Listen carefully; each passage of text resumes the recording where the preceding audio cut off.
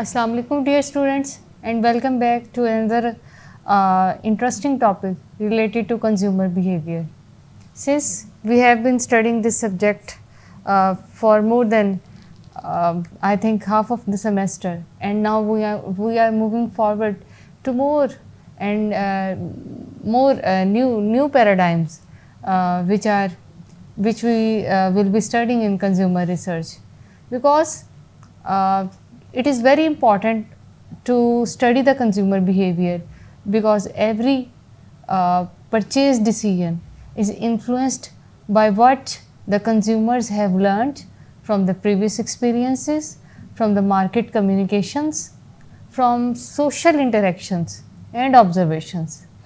Uh, Let us talk about learning. The learning refers to the process through which the individuals acquire knowledge and the experience that they apply for the future, you can say, behavior. And according to the Schiffman, whose book we are using for this particular subject, according to the Schiffman, the consumer behavior learning is a process that continuously evolves as consumers interact with products, brands, and advertisements, and obviously in the marketplace. When the consumers repeatedly encounter information, evaluate the alternatives, and experience satisfaction or dissatisfaction, this is the point where they learn. The learning then influences future purchasing decisions. For example, if a consumer purchases a particular brand, a particular shampoo, you can say, and find it effective, the positive experiences become the part of consumer learning, and it obviously increases the likelihood of future purchases. So, to understand the consumer learning, it is equally important to understand its basic and fundamental elements. Schiffman identifies the motivation, cues, responses, and reinforcement as key elements of learning. Motivation is the driving force that encourages consumer to act in a certain way, and the learning begins when the consumers recognize a need or desire.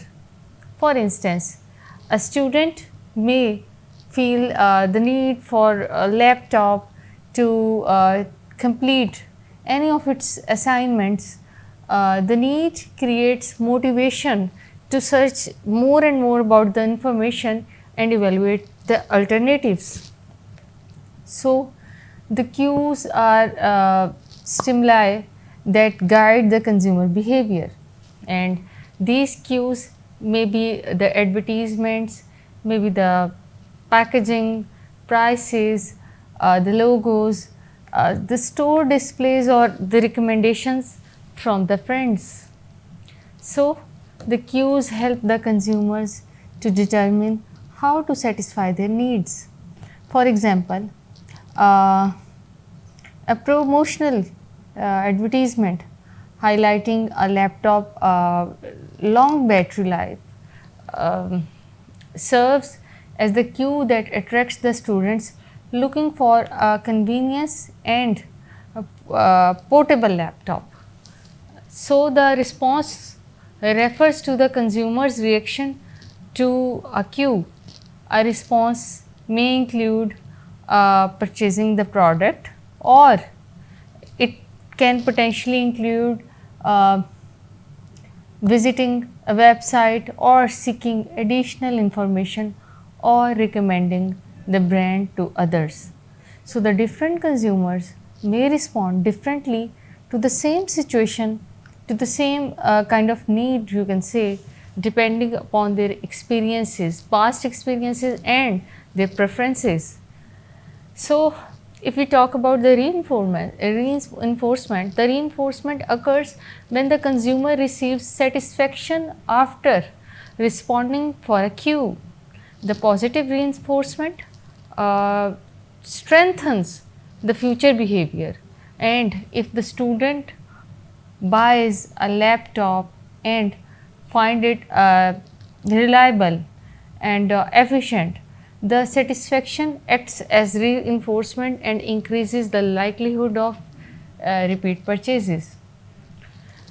Now, let us talk a little bit about the negative experiences, which are the negative experiences, on the other hand, discourage the purchases.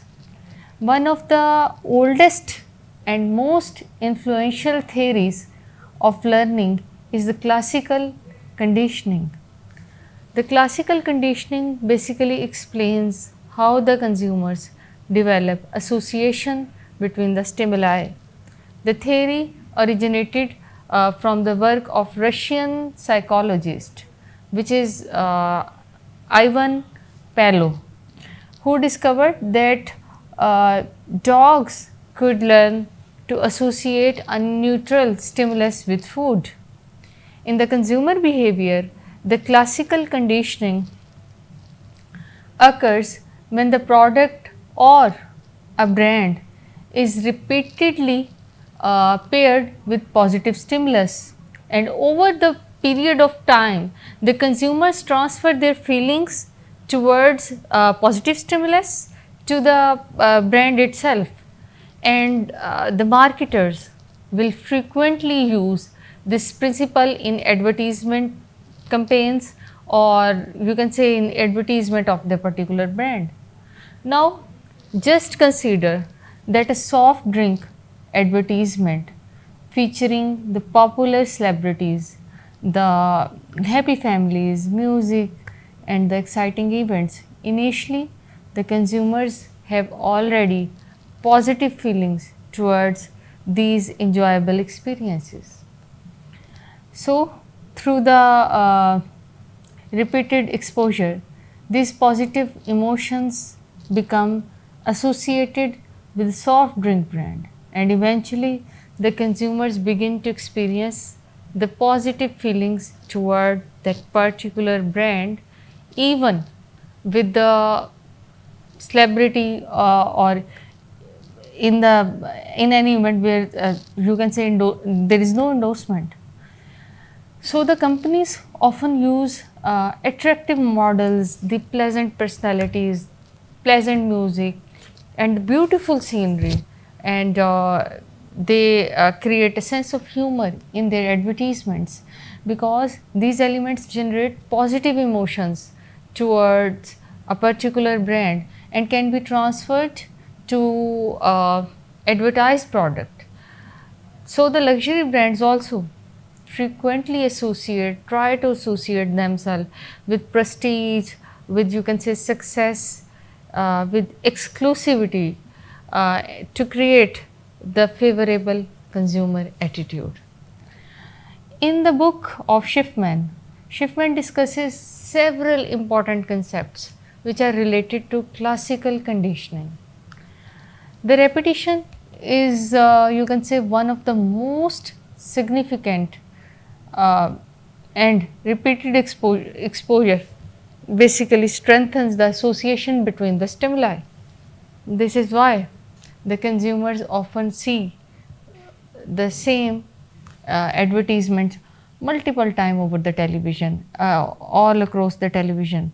They are almost the same on the social media, on the websites, or you can say on the billboards hanging everywhere. So, the stimulus generalization is another important concept. It occurs when the consumers associate similar products or brands with a learned response. For example, if the consumers trust one product under a well known brand name, they may you can say extend that trust to newly introduced products for the same company. So, what will happen? This kind of strategy is known as brand extension, and on the other hand, the stimulus discrimination occurs when the consumers learn to differentiate among the similar products. The marketers often emphasize unique kind of features, the very, you can say, unique addition they possess in their particular product, so that their brands feel distinct from other companies.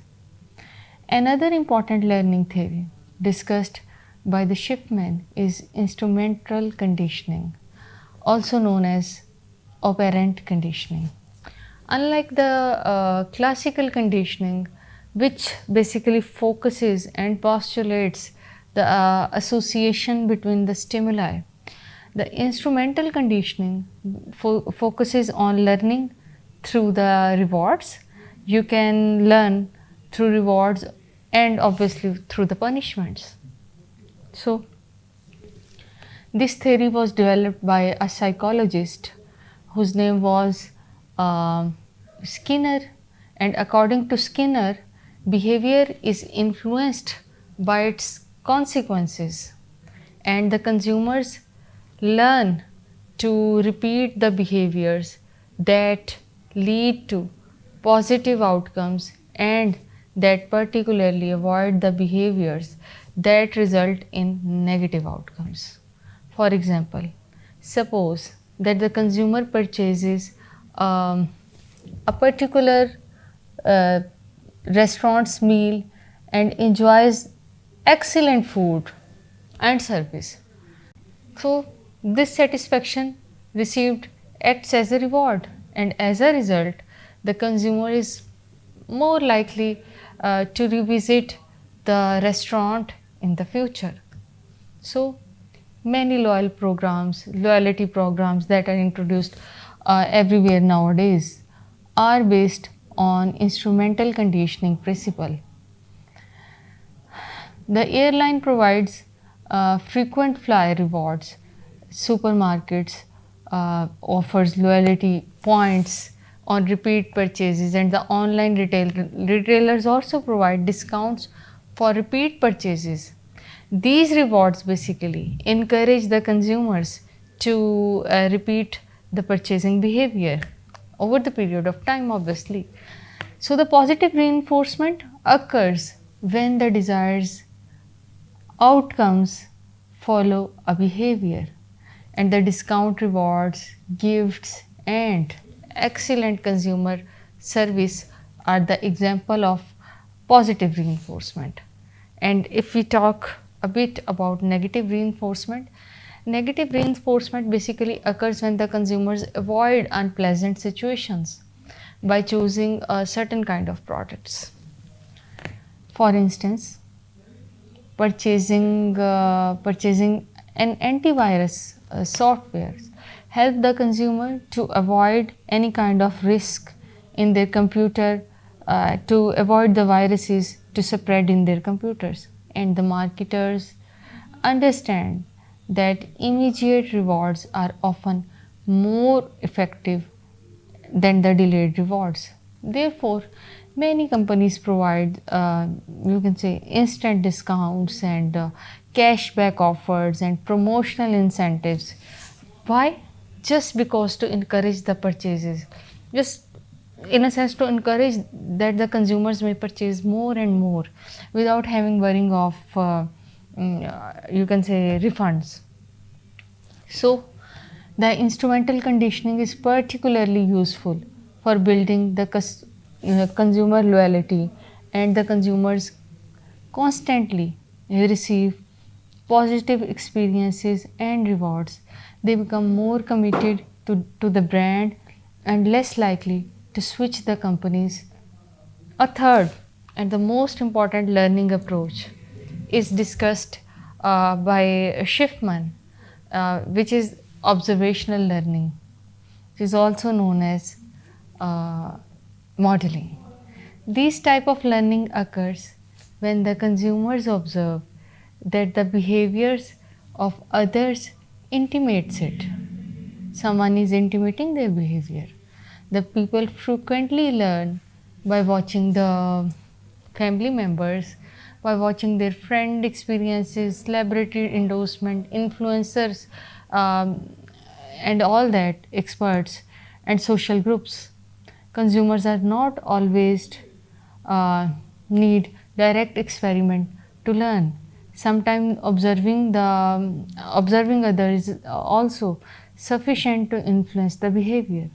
For example, a teenager may purchase the particular smartphone after observing the friends using it.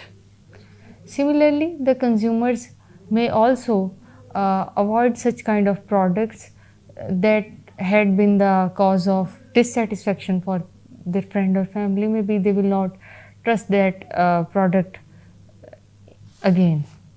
So the observational learning is especially powerful in today's digital environment, because social media platforms such as YouTube, Instagram, TikTok, Facebook, these all kind of social media platforms are providing our users and consumers with countless opportunities to observe the product, its usage before buying, reviews and recommendations. So the marketers actively utilizes observational learning by employing the celebrity,